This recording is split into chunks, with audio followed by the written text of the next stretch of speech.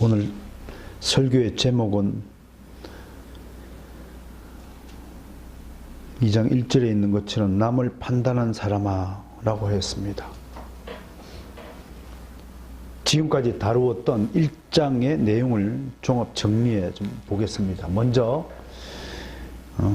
천벌이 1절에서 7절까지는 인사를 하죠. 그죠? 예수 그리스도의 종이며 사도로 부름을 받은 나 바울은 하고 로마의 교회 성도들이 인사를 합니다. 그 다음에 8절부터 15절에서는 로마 교회를 내가 꼭 방문하고 싶다라는 자신의 의사를 전달합니다. 왜?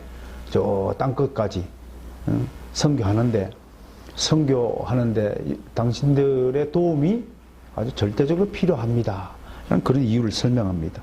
그런 다음에 1장 16절, 17절 핵심 구절에서 구원은 믿음으로만 의해서 구원이 이루어진다라는 이신칭의 복음을 선포합니다. 그런 다음에 1장 18절부터 32절까지는 이제 이방인들, 전 인류의 죄악이 무엇인가에 대해서 논합니다. 대표적으로 우리가 지난주에 21개 죄목들을 한번 분석해 보았습니다. 하나님께서는 자연과 양심을 통해서 하나님 자신을 모든 인류에게 알리셨으나 이방인들은 하나님을 영화롭게도 아니하고 감사치도 아니하고 창조주 대신에 피조물을 섬기는 우상 숭배 행위를 버젓이 행하고, 그리하여 하나님은 모든 인류를 온갖 더러움과 부끄러움과 상실한 마음에 내버려 두셨도다. 그것이 1장의 이야기가 되는 것입니다. 아무튼 로마서 1장은 해피엔딩이 아니라 sad story, 좀 슬프고 우울한 그런 이야기로 마치고 있습니다. 하나님은 지금으로 치면 예수 그리스도 믿지 않는 불신자들 모두가 하나님 앞에 죄인이라고 말씀합니다. 자, 오늘부터 이제 3장 20절까지는 무슨 얘기냐?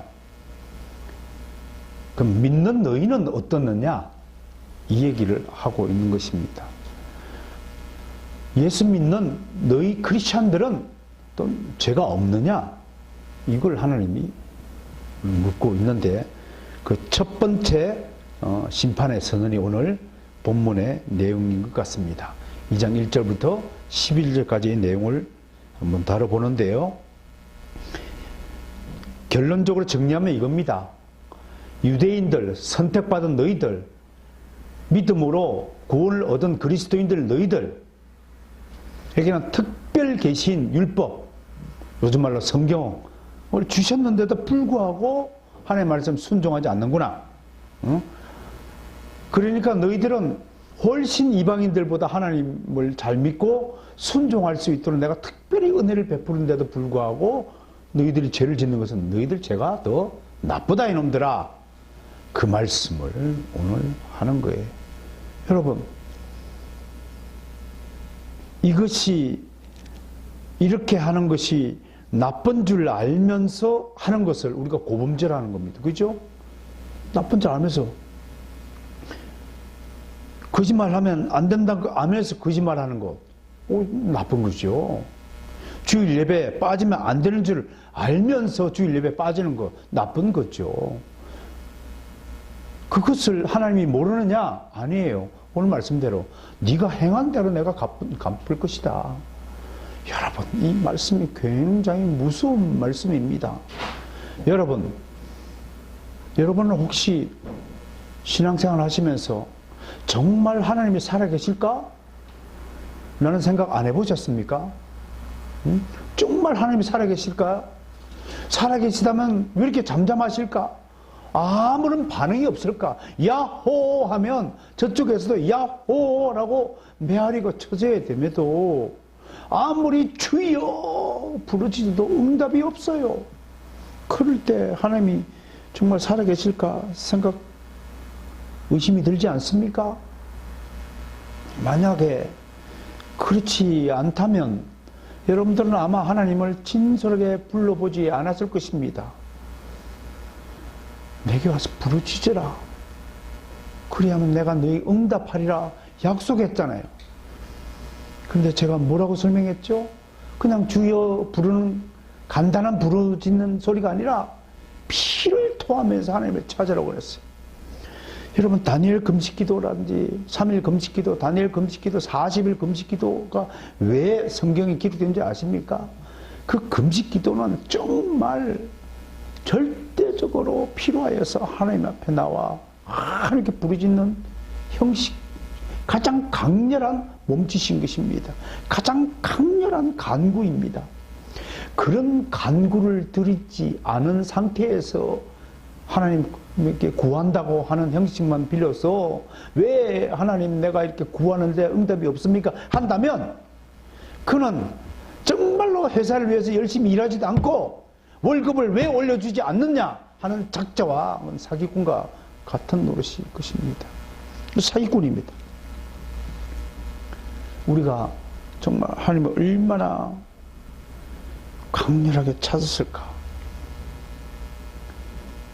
여러분, 순종이 없으면 간구함도 없습니다. 순종하는 자만이 하나님께 요구할 수 있는 권리를 가지는 것입니다. 열심히 일하는 사람만이 임금을 달라고 요구할 권리가 있는 듯이 말입니다.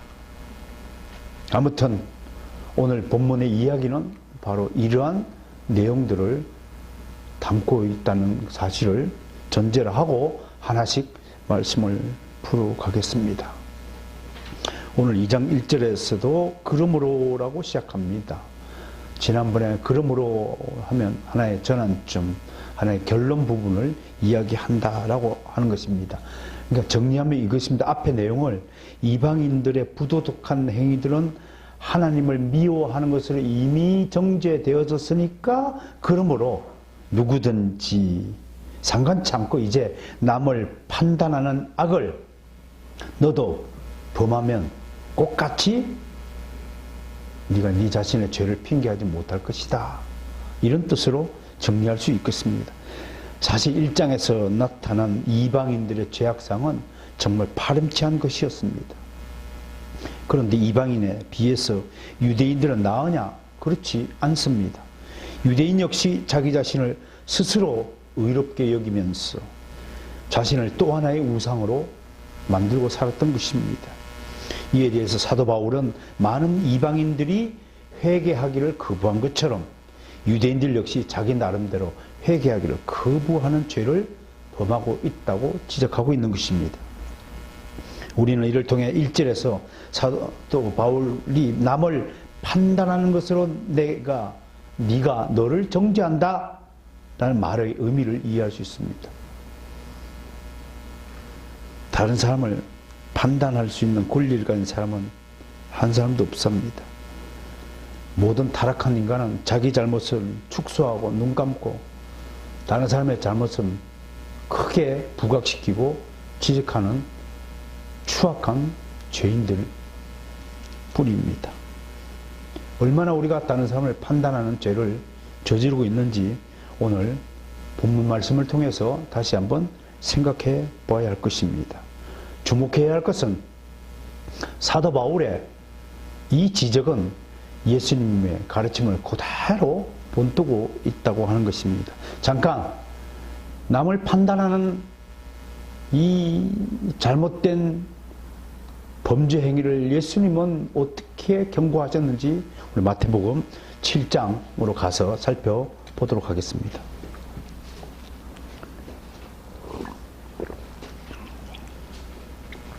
마태복음 7장 3절 5절 여러분들도 잘 아시는 유명한 구절입니다. 시작.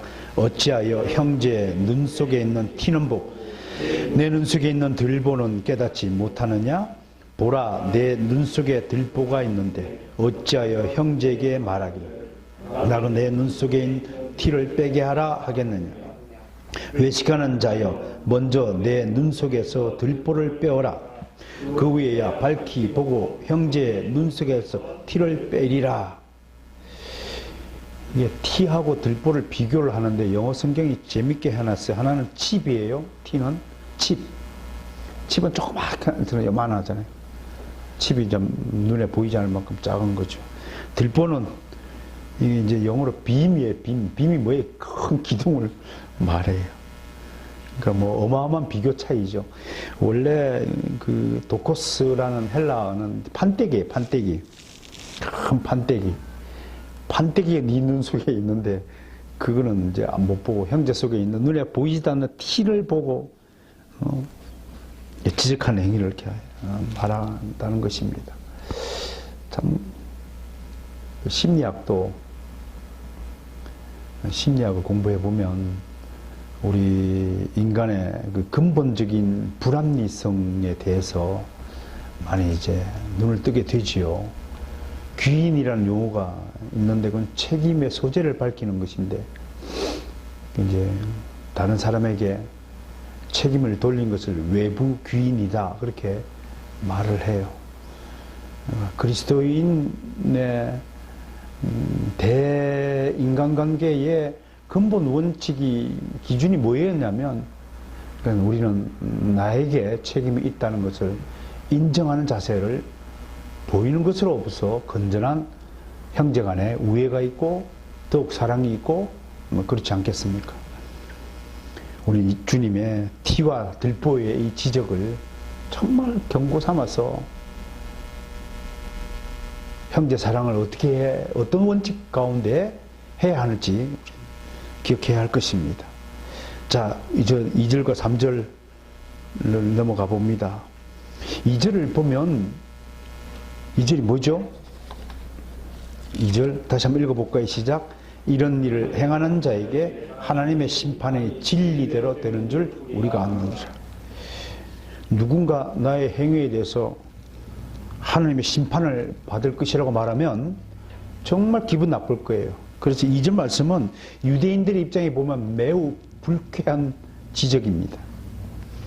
근데 하나님의 특징이 뭐냐면 잘못에 대해서는 애들로 표현하지 않는다는 것입니다. 그건 네가 잘못이야. 시시비비를 분명하게 가르쳐준다는 것입니다. 여러분, 우리는요 자기 합리화의 입장에서 싸움이 나거나 갈등이 나면 서로에게 책임이 있는 듯이 그렇게 치부합니다. 너도 잘못됐고 너도 잘못했고, 그러니까 꼭 같으니까 싸움을 한다, 이런 논리로 우리가 비약시키는 경우가 참 많습니다. 근데 그건 세상 철학적 논리라는 사실을 분명히 알아야 됩니다. 고린도전서 2장 15절에서 하나님의 말씀을 받은 자를 신이라고 하여서 누구에게도 판단을 받지 않는 상태가 있다고 합니다. 즉 그 상태가 하나님이 바라시는 그리스도인의 장성한 목표 지점입니다. 그리스도인의 도덕적 윤리에 대해서는 세상 사람들이 판단치 못하도록 하나님이 정해두신 것입니다. 여러분, 하나님은 당신의 말씀을 전하기 위해서 구약시대 때 수많은 선지자들을 동원했잖아요. 그런데 하나님의 법칙이 말씀을 듣는 자가 말씀을 선포 안 하고 전하는 자를 판단하는 것을 절대로 용납하지 않았습니다. 그건 뭐 미리암과 아론의 사건을 통해서도 너무 명백한 것이죠. 예레미야 선지자를 비판하고 했던 악한 사람이 있었습니다. 예레미야를 구덩이에 빠뜨린 사람들도 있었습니다. 하나님은 그 사람들을 멸문지하를 시켰습니다. 절대로 용서하지 않습니다. 말씀을 맡은 자들에 대하여는 어떤 것도 어떤 판단도 불허하였다는 사실이 하나님 나라의 법칙입니다. 모든 그리스도인들은 세상 사람들 앞에서 하나님의 말씀을 맡은 자입니다. 또 성도들 앞에서 말씀을 전하는 설교자는 하나님의 말씀을 맡은 자로서 여러분들에게 말씀을 전하는 것입니다. 그러므로 세상 사람들이 그리스도인과 싸움할 때 둘 다 꼭 같다라고 세상 사람들은 꼭 같으니까 싸움한다라고 세상은 그렇게 판단하지만 하나님은 절대로 그렇게 판단하지 않습니다. 100% 세상 사람들에게 책임을 씌웁니다. 나머지 그리스도인들에 대한 몫은 하나님이 따로 처벌하신다는 사실을 유념해야 하는 것입니다. 어쨌든 하나님은 유대인들에게 따로 왜 꼭 같이 심판하신다면 이렇게 이방인과 유대인들을 나누어서 하나님이 심판을 따로 이렇게 설명할 필요가 없습니다. 너희들 모두가 똑같으니까 모두가 나의 심판을 받을 것이다 라고 얘기해야 되는데 로마서였어요. 이방인들과 똑같이 죄를 지었지만 이방인들에 대한 심판과 오늘 유대인들에 대한 심판을 따로 나누어서 설명하고 있음을 유념해야 합니다. 우리도 심판 받는다고 하면 기분 나쁘죠. 그런데 우리는요, 하나님은 이방인들의 잘못에 대해서는 내버려 둬요. 니들 마음대로 살아라. 왜? 니들이 어떻게 살든 니들은 지옥에 갈 뿐이다 라고 얘기하는 겁니다. 니 마음대로 해라. 거듭나지 못한 사람이 거듭난 사람에 대해서 막 대들고 막 하는 것은 하나님이 그래 니 마음대로 해라. 내깔로 두는 거예요. 그런데 우리는 좀 달라요. 그것이 오늘 2장 1절은 뭐라고요? 진리대로 판단하는 거예요. 이 무서운 말씀입니다. 우리의 잘잘못은 성경에 있는 대로 성경을 기준을 가지고 진리를 가지고 판단하는 거예요. 그러니까 분명히 우리 이 행위에는 잘한 사람이 있고 못한 사람이 있는 거예요. 꼭 같아서 싸움하는 것이 아니에요. 분명히 진리를 어긋나게 하는 사람으로 말미암아 갈등이 생기고 분쟁이 생기고 그런 사람들이 당을 짓고 파당 짓고 악행을 저지른다고 성경 고발하고 있는 거예요. 진리대로 사는 사람은 책임이 없어요. 하나님 말씀대로 사는 사람은 책임이 없는 거예요. 어쨌든 진리대로 우리를 판단한다는 이 말씀이 우리를 판단하는 기준이 된다는 것입니다. 칼빈은 이 하나님의 심판에 대해서 이렇게 해석을 해요. 바울의 의도가 뭘까? 그것은 우리 가운데도 위선자들이 있다는 겁니다. 믿음이라는 기가 막힌 선물을 받은 우리임에도 불구하고 감사치 않고 딴짓하고 그 위선자라는 거예요. 그 위선자들을 자기 도취에서 일깨워주는 목적이 바울의 의도라고 해석하는 겁니다. 즉 바울의 유대인들이 내면적으로는 부정함에 처해 있음에도 그 치레로 속이는 것을 고발하고 이중성을 고발하고 있는 거예요. 예배드릴 때 거룩하게 하면서도 실제 말하고 행동하고 생각하는 거 보면 정말 예수 믿지 않는 사람보다 훨씬 못한 그런 바리새인들의 위선을 지금 사도 바울은 고발하고 있는 거예요.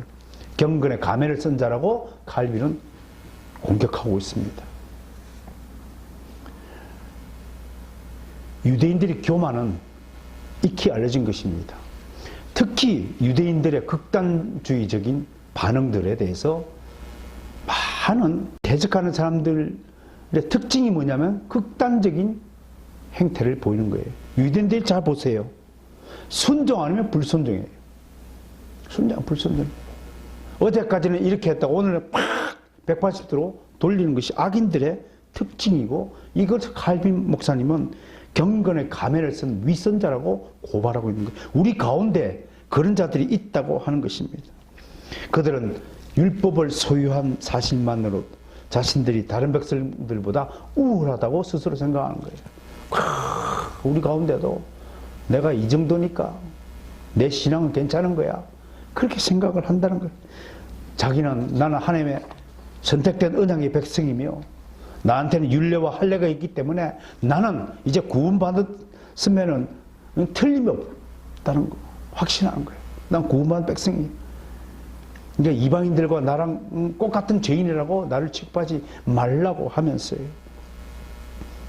그러나 사도 바울은 그런 것들이 너를 지켜줄 심판을 피할 수 있는 보호막이 될 수 없다고 경고하는 것입니다. 하나님이 이렇게 해서라도 이스라엘을 바로 잡으려고 한 것은 무엇 때문이겠습니까?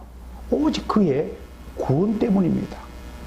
그 얘기는 아직 구원받지 못했다고 하는 것을 말하는 것이 아닐까요? 구원받지 못했으니까 그렇게 하면 구원 못 받는다라고 이야기하는 것입니다. 그렇게 공부하면 너 좋은 대학교 못 간다고 미리 이야기하는 사람이 진정한 선생이요, 지도자요, 선지자고 라고 말하는 것입니다. 잘못에 대해서 일깨워주는 자가 없다면 그건 지도자가 아닙니다. 제가 여러분들을 위해서 가장 먼저 해야 될 일이 무엇입니까? 여러분들이 잘못을 지적하고 고치라고 명령하고 충고하고 권면하는 일이 제가 해야 될 일입니다. 근데 저의 충고나 저를 통하여 주신 하나님의 명령에 순종하지 않고 대적한 사람이라면 하나님이 쳐낼 것입니다. 하나님께 버림을 당할 것입니다. 그것이 하나님 나라의 법칙입니다. 그게 뜻입니다. 구원은 믿음으로부터 오는 것입니다. 오직 믿음은 순종으로 나타나는 것입니다. 그 사람이 정말 하나님으로부터 받은 믿음을 소유한 사람인가 아닌가는 순종하는 것으로부터 하나님이 측정을 하시는 것입니다. 순종하지 않으면 그 사람은 아직 믿음을 선물 받지 못한 것으로 간주하는 것이 성경에 나타난 하나님의 방식입니다. 이걸 거부할 수 있나요? 이 사실을 부정할 수 있는 사람이 있습니까? 없습니다. 하나님은 이스라엘이 순종하기를 고대했습니다. 지금도 하나님은 그리스도인들이 하나님께 순종하기를 원하십니다. 무엇에 그러면 순종해야 됩니까? 그것은 하나님의 뜻에 순종하는 것입니다. 여러분들 각자에게 심부름 시키셨어요. 그 심부름을 딱 완수하고 하나님께 가야 되는 것이 우리의 인생의 목적이고 우리의 운명입니다. 나는 다행스럽게 내가 어떤 심부름을 내게 시키셨는지 다행스럽게 나는 알고 있습니다. 여러분들 가운데 도대체 하나님이 나에게는 어떤 심부름을 주셨는가를 모르신다면 여러분들은 여전히 오리무중 가운데 있을 것입니다. 망망대해에 어디로 갈지 출발은 하긴 했는데 항해는 시작하긴 해야 되는데 어디로 지금 가야 될지 동서남북 분간이 안 되는 상태에 있다고 할 것입니다. 그렇다면 어찌해야 되겠습니까? 하나님께 뜻을 물어야 합니다. 하나님, 저는 무엇 때문에 하나님 택하시고 부르시고 아리엘 교회를 보내셨고 아리엘 교회에서 이 직분을 맡기셨습니까? 물어봐야 할 것입니다. 하나님은 각자에게 부르신 목적이 있습니다. 이것이 소명입니다. 이런 생각을 가지고 신앙생활을 하는 것을 소명자라고 하는 것입니다. 소명의식을 가지고 신앙생활을 하는 사람과 그냥 무턱대고 하는 사람의 차이는 비교할 수 없을 것입니다. 내가 지금 여기 숨을 쉬고 이 자리에 앉아 하나님께 예배하고 말씀을 듣고 그리스도인으로서 나에게 주신 목적을 수행하는 모든 것이 하나님의 뜻일 것입니다. 만약 누구든지 이 뜻을 거역하면 심판을 받는데 그 심판의 내용이 그 다음 절에 있는 것, 믿는 자에게 심판은 뭐냐면 지금 이 세상에서의 고난을 당합니다. 순종하지 않으면 이 세상에 고난을 당합니다. 곤고함과 심령의 슬픔이 다가온다고 사도 바울은 오늘 경고하고 있습니다. 무엇보다 저는 고난과 곤고함은 물질적인 걸 뜻합니다. 고난은 대인관계, 인간적인 관계를 뜻합니다. 많은 사람이 나를 떠나게 될 것입니다. 홀로 남겨지게 될 것입니다. 사막에 홀로 남겨지는 슬픔을 당하게 될 것입니다. 곤고함, 물질적인 고통을 당하게 될 것입니다. 저는 그러나 앞에 두 가지보다도 먼저 가장 중요한 것이 심령의 슬픔의 심판을 받는 것을 가장 무서워해야 한다고 생각합니다.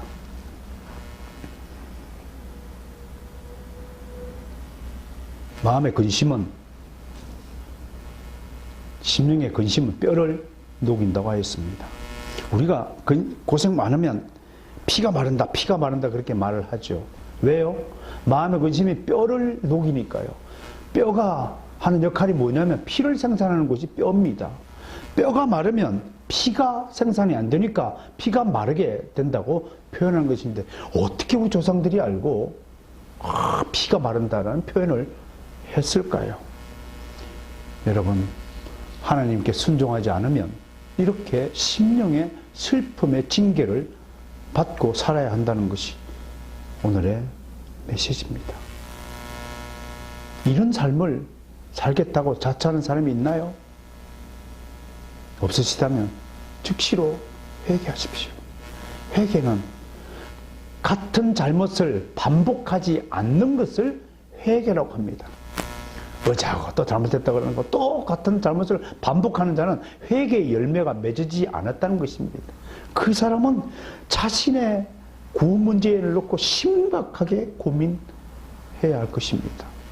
저는 성경이 있는 대로 하나님의 말씀대로 그대로 여러분 전합니다. 제가 각색해서 전할 자격이 저는 없습니다. 하나님의 뜻을 선포한 말씀, 진리대로 판단하신다는 이 위대한 법칙을 여러분 앞에 소개하는 것입니다. 인간은 때로 자신의 기준대로 판단하고 선택하고 행동합니다. 인간의 판단은 얼마나 많은 오류를 범합니까? 자기가 정해진 기준 가지고 판단하기 때문에 매일같이 매번 기준이 틀리는 것입니다. 어제는 이렇게 얘기하고 내일은 이렇게 얘기하고 어디다가 기준을 맞춰야 될지 다른 사람은 그 사람 때문에 엄청나게 불편을 느끼게 되는 것입니다. 성경 주석가인 핸드릭슨이 소개하는 재미난 이야기가 하나 있어서 여러분께 들려드립니다. 어떤 꼬마가 그 아버지에게 다가와서 아빠, 나 키가 6자야. 그랬더니 네가 왜 6자냐 그랬더니 막대기를 탁 가지고 와서 키를 재고 딱 쟀더니 이거를 6등분 하면 한 등분을 한자라고 이름 붙이면 6자 되잖아. 헐, 그놈 참. 그래. 그렇게 계산하면 6자지. 그럼 내 키는 아빠도 6자야. 왜? 그랬더니 아빠 맞는 막대기를 또 가지고 와서 재가지고 그걸 6등분 하면 6자 되잖아. 그러니까 아빠 키와 내 키는 똑같다라는 결론을 내는 겁니다. 우리 이야기 듣기 참 실수를 범하지 못해요.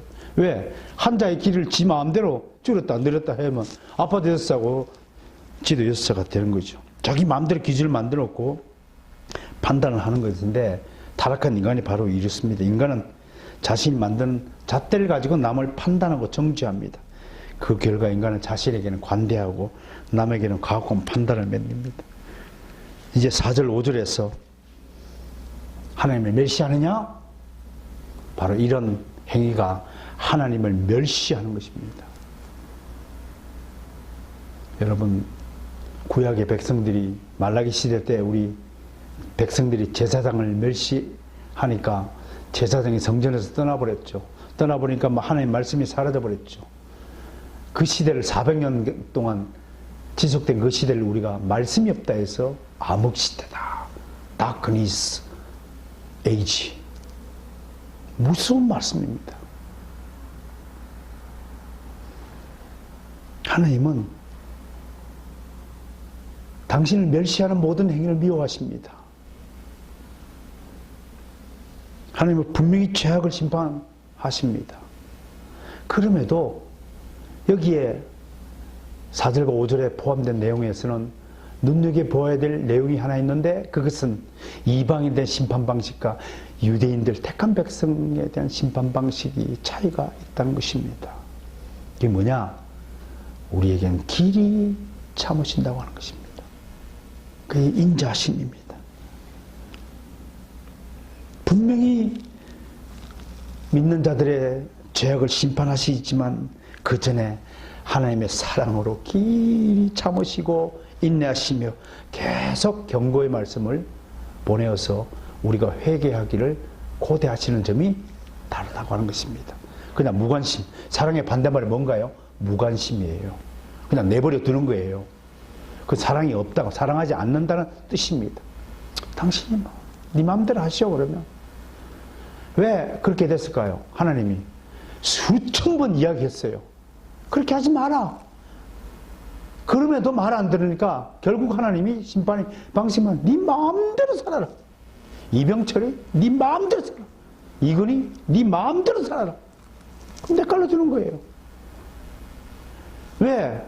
그 전에 자연과 양심을 통해서 충분히 하나님을 멸시하지 않고 존경하도록 모든 조처를 취했음에도 불구하고 다 편개치고 자기 방식대로 살았기 때문에 하나님 네 맘대로 해요. 근데 우리는 어떻게 하느냐? 우리는 내깔려 두지 않아요. 우리는 자꾸 가서 그러지 마라. 돌아오라. 이스라엘아 내 말을 들어라. 내게로 돌아와라. 나한테 와서 네가 뭘 잘못했는지 한번 따져서 변론해보자. 이야기 좀 해보자. 그럴 때마다 no, 싫어요. 그것이 우리의 현상이라고 하는 것입니다. 그러니까 하나님의 그 길이 참으시는 그 사랑을, 인자하심을 우리는 어떻게 하냐면 역이용하고 있다는 것입니다. 그것은 한마디로 뭐냐면 하나님의 심판을 가볍게 여긴다는 거예요. 미리암과 아론이 모세의 권위를 우습게 여기다가 문둥병자가 되고 심판을 받은 것처럼 하나님의 영광을 우습게 하는 세상 사람들 말할 것도 없고 우리 믿는 자들도 마찬가지로 하나님을 멸시하지 않도록 애를 써야 됩니다. 그것은 오전의 말씀처럼 그러한 하나님의 멸시는 하나님의 진노를 쌓는 행위입니다. 상급을 쌓아도 모자를 팔에 진노를 쌓는다면 그 인생의 비참함이 오죽하겠습니까? 말할 것도 없죠. 제발 간청드립니다. 하나님 앞에 나와 회개하며 살아야 됩니다. 저는 데살로니가 전서 5장 16절 18절 뭐예요? 항상 기뻐하라. 범사에 감사하라. 쉬지 말고 기도하라. 거기다 하나 더 추가해야 된다고 봅니다. 쉬지 말고 회개하라. 정말 우리는 회개하기를 거부합니다. 진실된 회개를 하지 못하고 삽니다. 늘 같은 잘못을 범하고 삽니다. 그것은 회개가 이루어지지 않았다는 반증입니다. 그런데 우리는 이것을 우습게 여깁니다. 내가 지금 회개의 열매가 맺어지지 않은 상태를 스스로 가볍게, 스스로 관대하게 여긴다고 사도 바울은 고발하고 있는 것입니다, 여러분. 하나님의 진노를 쌓는데도 당장 하나님의 진노가 벌이 떨어지지 않는다고 하여서 우습게 여긴다고 하는 것입니다. 핸드릭스는 이렇게 해석합니다. 아마도 이 백성들은 교만에 빠져서 최후의 심판의 때가 아직 이르지 아니하였으니 우리 하나님 경고를 좀 무시하고 살아도 된다고 여유를 부리고 있다. 재미난 해석이죠. 우리가 그렇지 않습니까? 좀 잘못을 했어요, 하나님께. 그런데 하나님 심판이 없어요. 징계가 없어요. 벌이 안 나타나요. 그 얘기는 사실은 거꾸로 얘기하면 하나님이 진짜 아끼고 보호하고 사랑하는 사람은 즉각적으로 탁 친다는 것을 염두에 둬야 돼요. 아무 반응이 없다면 내가 하나님과 별로 관계가 없는 사람이구나 하고 탁 무섭게 받아들여야 되는데도 불구하고 뭐 하나님 계신 거야 안 계신 거야? 뭐 별로 내게 해도 뭐 별로 움직이기 없네? 그 사람은 이미 하나님이 무관심 상태에 네 마음대로 한번 살아봐. 그럼 만약 그런 것이라면 이게 가벼운 심판입니까? 그게 진노를 쌓는 일이라고 하고 있지 않습니까? 우리의 고집이 얼마나 돌덩이 같은지요. 우리의 의지는 얼마나 나약한지요. 새벽 이슬처럼 잠깐 있다가 사라져버리지 않는지요. 우리의 새로운 마음가짐, 각오가 얼마나 부질없는가요. 작심삼일요. 오전에 했던 새벽에 했던 각오와 결심들이 점심 지나기 전에 다 사라지는 경우가 어디 한두 번이겠습니까? 여유가 있습니까? 하나님의 진노가, 심판이, 하나님의 징계가 나에게 속히 나타나지 않는다고 하여서 하나님 이 정도 봐주시는구나. 혹시 그런 여유를 가지고 살아가십니까? 그렇다면 오늘 마음을 고쳐먹고 그것이 하나님의 진노를 지금 쌓고 있는 중이라는 사도 바울의 지적을 겸허히 받아들이기를 주님 축원합니다. 정리하면 오직 유대인들이 해야 할 것은 하나님이 자신들에게 인자하심으로 길이 참으시며 대하시는 목적은 자신들을 회개의 자리로 이끌게 하기 위함이라는 사실을 기억하고 살아야 됩니다.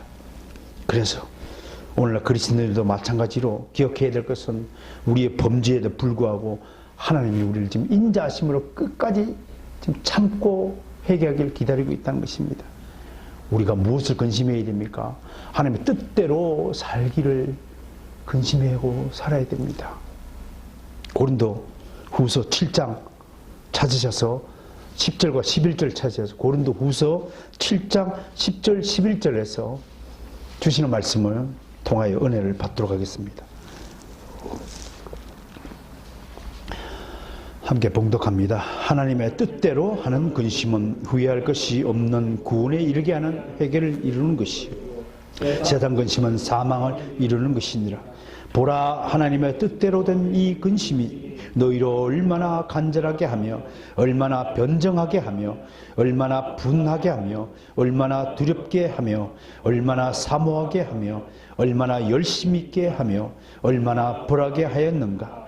너희가 그 일에 대하여 일체 너희 자신의 깨끗함을 나타내었느니라. 하나님의 뜻대로 하는 근심을 가지시기를 주님 축원합니다. 세상을 어떻게 살 것인가? 내가 얼마나 편히 살 것인가 근심하지 마시고 내가 정말로 하나님의 뜻대로 하나님이 시키신 심부름을 제대로 하고 있는지를 염려하고 살아야 마지막 구절에 그 사람이 자신의 깨끗함을 유지하는 사람이라고 오늘 사도 바울은 다른 편지에서 이렇게 소개하고 있습니다. 하나님은 거꾸로요. 우리가 정말 회개해야 되는데 하나님이 오히려 우리의 회개를 위하여 얼마나 열심히 애를 쓰고 계시는지를 발견할 줄 알아야 됩니다. 정작 회개에 힘써야 되는 것은 우리 자신임에도 불구하고 오히려 하나님이 우리의 회개를 위하여 일하시고 애쓰시고 모든 열과 성을 다하시고 우리 악행을 눈감아 주시고 길이 참으시고 인내하시고 계시다는 사실을 인정해야 됩니다. 이제 6절부터 10절까지 사도 바울은 그 유명한 하나님의 상급과 징계의 법칙, 즉 한마디로 하면 신상 필벌의 원칙을 선포합니다. 하나님은 사람이 그 행한 대로 보응하신다 라고 말씀합니다. 선행에는 상을 주시고 악행에는 벌을 주신다. 그게 신상 필벌이죠. 이 법칙은 모든 교육과 훈련의 법칙이 하나님 나라의 법칙, 행동 법칙입니다. 하나님이 인간에게 자유의지를 주셨습니다. 인간은 자유롭게 자신의 생각과 의지와 느낌대로 판단하고 행동을 결정합니다. 선택할 권리가 있지요. 그러나 그 결과는 하나님께 심판받아야 됩니다. 선은 선으로 갚으시고 악은 악으로 갚으시는 것이 하나님의 법이요 하나님 나라의 윤리입니다. 예수님도 이 사실을 명확하게 했습니다. 마태복음 16장 27절에서 인자가 아버지의 영광으로 그 천사들과 함께 오리니 그때에 각 사람이 행한 대로 갚으리라 선포했습니다.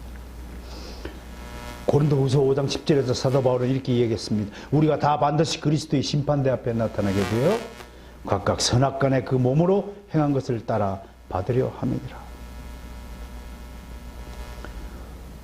유대인들과 같이 오늘 하나님은 우리에게 오늘 사는 우리 그리스도인들에게 말씀합니다. 당장 봉하지 않는다 해도 하나님의 진노가 결코 임하지 않는다는 것이 아닙니다. 잠시 동안 형벌이 연기되고 있다는 사실을 사도 바울은 강조합니다. 그럼에도 유대인들은 고집과 회개하지 않은 마음을 여전히 가지고 있다고 지적하고 있습니다. 이런 유대인들의 꾸짖는 모습이 참 구약 성경에도 많이 등장합니다. 잠언서를 가보겠습니다. 잠언서 29장을 펼쳐보시기 바랍니다.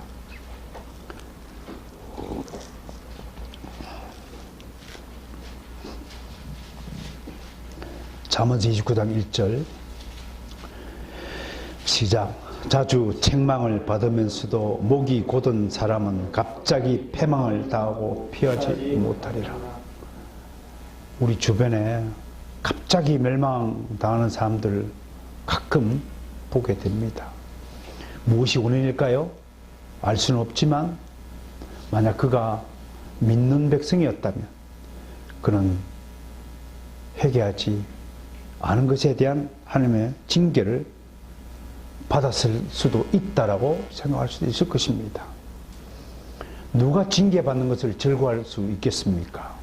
누가 상보다 벌 받는 것을 원하는 사람이 있겠습니까? 우리는 하나님이 얼마나 우리를 축복하시고 복을 주시고 상 주시기를 기뻐하시는 분인지를 우리는 분명히 알고 있습니다. 상 받을 일을 해야 되는데도 불구하고 우리는 어떻게 하면 벌 받을 일에 앞장서고 있다는 것이 참으로 우리를 슬프게 합니다. 에스겔서 3장 7절에 이렇게 되어 있습니다. 이스라엘 족속은 이마가 굳고 마음이 굳어 네 말을 듣지 아니하리니 이는 내 말을 듣고자 아니함이라. 참 인간은 하나님 말도 안 듣는데 다른 사람 말을 듣겠어요? 거꾸로 목사 말도 안 듣는데 그 자가 하나님 말을 듣겠어요? 안 듣는 거예요. 지독하게도 말 안 들어요. 택한 백성이라도 속은 이방인과 다르지 않습니다. 우리는 흔히 그리스도인이라 하여 세상 사람들과 완전히 다르다고 생각합니다. 그러나 그리스도인은 의롭다고 칭하여질 뿐이지 실제로 어려운 것이 아니라는 사실을 기억해야 합니다. 칭이라는 이름표를 달아준 것은 그렇게 좀 새롭게 의로운 모습으로 살라고 하는 것이지 네가 진짜 새로워졌다고 하는 것이 아닙니다. 어쩌면 그리스도인들이 가끔 보세요. 신학 교수가 딸을 시체를 1년 동안 방 안에 유기한 상태가 벌어지는 시대에 지금 살고 있잖아요. 어쩌면 그리스도인들이 세상 사람들보다 더 숨은 죄악을 더 많이 저지르고 사는지 모릅니다. 물론 성령님은 우리를 죄로부터 멀리 떨어져도 돕습니다. 그러나 죄악의 주체가 누굽니까? 바로 납니다. 그 나의 고집과 회개하지 않은 마음, 즉 대적하는 마음, 그것을 사도 바울은 오늘 지적하고 있는 것입니다. 그 마음 때문에 하나님께로부터 상을 받지 못한다고 하는 것입니다. 고집? 난 고집 없어요. 천하의 아마 거짓말장애 발언일 겁니다. 난 회개했는데요. 천하의 거짓말장애일 것입니다. 당신 회개했다고요? 우리가 회개했다고요? 그런데 왜 같은 잘못을 계속 반복하여 저지릅니까? 왜 다른 사람을 따뜻하게 대하지 못합니까?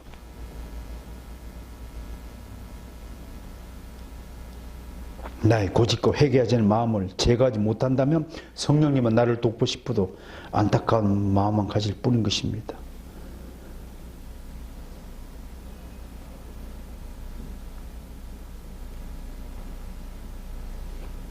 하나님께 선을 행하지 않고 영광과 존귀와 썩지 않음을 구하는 자에게는 영생을 주시고 영광과 존귀와 평강을 주시고 악행을 하는 자에게는 심판을 주시고 모든 고난과 시련을 주신다고 이제 그 다음 신상 필벌의 구절들이 이어지고 있습니다. 너무 당연한 것이겠죠. 오늘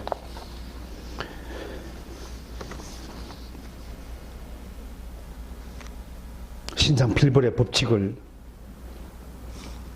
하나하나씩 살펴보지 않더라도 우리는 하나님의 이 영원한 상급과 징계의 법칙을 우리는 믿고 순종하고 지켜야 할 것입니다. 특별히 불의를 따르는 자에겐 진노와 분노로 대하시고 8절에요. 9절에 각 사람 영에는 환난과 공고가 있다고 하였습니다.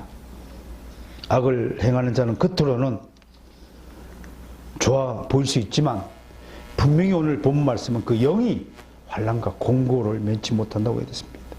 마음의 평강을 얻지 못하면 그보다 불행할 것이 없을 것입니다. 양심이 찔려 마음이 아플 것입니다. 악인들이 사기를 쳐서 돈을 많이 벌었다 칩시다. 잠시 동안 막 기분이 좋아가지고 막 유쾌하게 돌아다닐 것입니다. 새 옷도 사입고 새 차 사고 새 집 사고, 응? 예쁜 여자들 옆에 끼고 막 전국 전 세계 방방곡곡으로 여행 다니고 놀러 다닐 것입니다. 근데 거기까지입니다. 양심이라는 게 있어요. 하나님 그런 자를 평안 가운데 내버려 두지 않는다고 오늘 말하는 거예요. 공고함을 주신다, 환난을 주신다, 심령의 슬픔을 주신다라고 분명히 선포해요. 자다가 꿈을 꿉니다. 꿈속에서 괴롭힘을 당하도록 되는 거예요. 겉으로는 멀쩡해 보이죠. 저녁마다 악몽을 꾸도록 하나님이 하시면 피가 마르게 되어 있는 것입니다. 양심이 찔려가지고 마음이 아파서 빛의 세상으로 나올 수 없습니다. 항상 그래서 밤에만 싸돌아다니는 인간으로 변모하는 것입니다. 복권 당첨자 되면 좋은 것 같죠? 복권 당첨자들이 왜 밤에 싸돌아다니냐? 낮에 다니면은 돈 빌려 달라는 사람들부터 시작해서 얼마나 괴로운 삶을 살아야 되는 줄 아십니까? 에이, 내가 복권 당첨된 줄 아무도 모를 거야. 그런 순진무구한 생각을 버리세요. 천하가 다 알게 됩니다. 얼마나 불행한 삶이될까요? 도둑은 재발이 될 것이고 돈을 떼인 사람은 발 뻗고 자도 돈 떼먹은 녀석은 밤에 발 뻗고 자지 못합니다. 끝으로 오늘 본문에서 우리는 뚜렷한 결론을 얻을 수 있습니다. 바로 11절 말씀입니다. 하나님은 외모가 아니라 속을 보십니다. 겉보다 속이 더 중요합니다. 눈에 보이는 육보다 눈에 보이지 않는 영이 더 중요합니다. 물론 이 말은 겉과 육이 중요치 않다는 말이 아닙니다. 상대적으로 더 본질적이고 더 중요한 것이 무엇인가 하는 것입니다. 우선순위에 관한 문제이겠지요. 우리 서로 사랑해야 됩니다. 그러나 하나님을 먼저 사랑하지 않는 사랑이라면 무슨 의미가 있겠습니까? 우리 육신을 관리하고 건강한 삶을 살아야 합니다. 그러나 영혼 구원이 없는 육신의 삶이 무슨 의미가 있겠습니까? 우리는 가족 형제를 사랑해야 됩니다. 그러나 예수 안에 있지 않는 가족과의 사랑이 무슨 의미가 있겠습니까? 육신의 삶은 한계가 있는 것입니다. 한계는 끝이 있다는 것입니다. 그러나 구원받은 삶은 끝이 없다는 것입니다. 무한대라고 하는 것입니다. 그것이 곧 영생입니다. 성경은 분명히 구원받은 사람과 버림받은 자의 비참한 삶을 구별하고 있습니다. 오늘 계시록에 있는 이 뚜렷한 대비된 말씀을 두 말씀을 소개하고 있습니다. 18장 22절 23절 함께 보겠습니다. 18장 22절 23절 함께 봉독합니다. 시작. 검은고 타는 자와 풍류하는 자와 퉁소 부는 자와 나팔 부는 자들의 소리가 결코 다시 내 가운데서 들리지 아니하고 물론 어떠한 세공업자든지 다시 내 가운데서 보이지 아니하고 또 맷돌 소리가 결코 다시 들리지 아니하고 등불빛이 다시 내 가운데서 비치지 아니하고 신랑과 신부의 음성이 결코 다시 내 가운데서 들리지 아니하리라.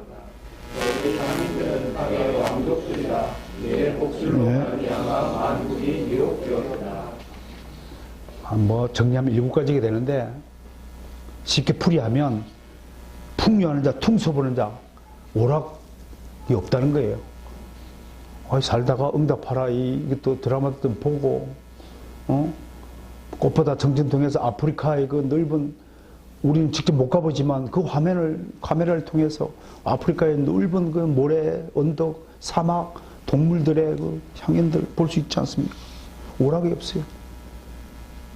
세공업자든지 다시 내 가운데 보이지 않고 일거리가 사라진다는 거예요. 일을 하고 싶은데도 일거리가 안 주어진다는 것이에요. 맷돌 소리는 요리, 이야, 우리 음식 얼마나 좋아요. 어울려서 먹는 것, 이 재미가 없다는 거예요. 그 다음에 등불빛이, 이건 학교예요. 학교 배울 수가 없다는 거예요. 신랑과 신부의 음성, 가정을 꾸리지 못한다는 거예요. 이게 버림받은 자의 비참한 삶이 이렇게 하나님 진노로 나타난다고 오늘 계시록이 고백하고 있습니다.